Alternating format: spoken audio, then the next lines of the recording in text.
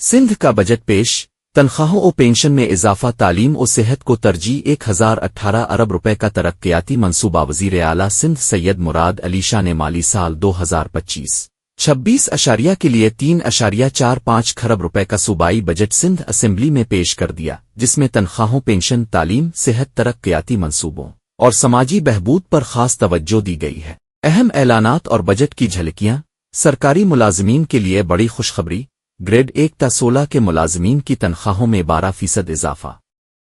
Grade 17 تا 22 کے افسران کے لیے 10% ایڈہاک ریلیف،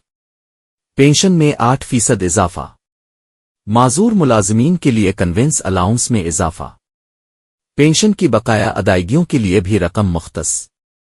تعلیم کے لیے ریکارڈ بجٹ، تعلیم کے شعبے کے لیے 523.73 ارب روپے مختص، 12.4 اضافہ،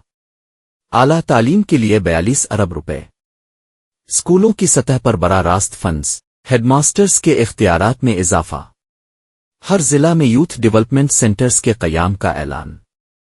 صحت کا شعبہ بھی ترجیح میں 146.9 ارب روپے صحت کے اداروں کو گرانٹس، SIUT لاڑکانہ میں توسیع، 6 نئے تھیلیسیمیا سینٹرز قائم، صاف پانی اور صفائی کے منصوبے، ترقیاتی منصوبے، سندھ کی نئی تصویر، کل سالانہ ترقیاتی پروگرام EDP 1018 ارب روپے، صوبائی ADP 520 ارب، ضلعی ترقیاتی پروگرام 55 ارب، غیر ملکی معاونت 366.72 ارب، وفاقی PSDP گرانٹس 76.28 ارب، 3642 ترقیاتی اسکیمیں جن میں انفراسٹرکچر سیلاب زدہ علاقوں کی بحالی اور سماجی بہبود شامل، کراچی کے لیے خصوصی منصوبے، یلو لائن اور ریڈ لائن BRT مکمل ہونے کے قریب، گجر نالہ فلائی اوور کورنگی کازوے شاہراہ بھٹو کی توسیع، الیکٹرک اور ڈبل ڈیکر بسوں کی توسیع، زراعت توانائی اور ثقافت، بے نظیر ہاری کارڈ کے ذریعے کسانوں کی آمدنی میں 35 اضافہ کا امکان، متبادل توانائی اور سولر منصوبوں میں بجٹ اضافہ،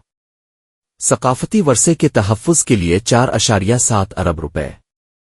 ٹیکس ریلیف اور سہولتیں، 5 ٹیکس ختم، پروفیشنل انٹرٹینمنٹ ڈیوٹی، ڈرینیج سیس وغیرہ، گاڑیوں پر ٹیکس میں کمی، سیلز ٹیکس میں نیگیٹو لسٹ سسٹم سے سادہ نظام متعارف۔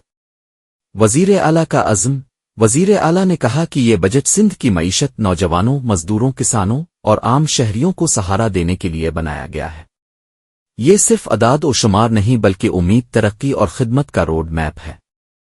اس موقع پر اپوزیشن کے ارکان اسپیکر کے سامنے کھڑے ہے کر احتجاج کرتے رہے۔